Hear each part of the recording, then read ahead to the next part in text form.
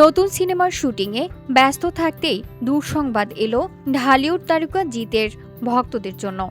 কেউ বলে বিপ্লবী, কেউ বলে ডাকাত। সিনেমার শুটিং সেটে আহত হয়েছে অভিনেতা। ভারতের সংবাদ মাধ্যম হিন্দুস্তান টাইমস বাংলার এক প্রতিবেদনে এই তথ্য জানানো হয়েছে।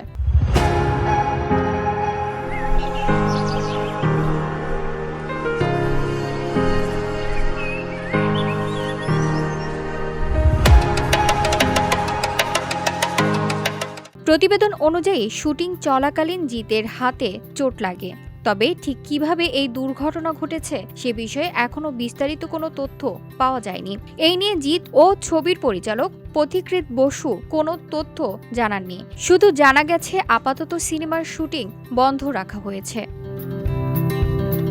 2026 সালে মুক্তির পরিকল্পনা রয়েছে সিনেমাটির, তবে এখনও নির্দিষ্ট দিন ঘোষণা করা হয়নি। এই সিনেমায় আরও অভিনয় করেছেন মিমি চক্রবর্তী। একটি বিশেষ গানে তাকে দেখা যাবে বলে জানা গেছে।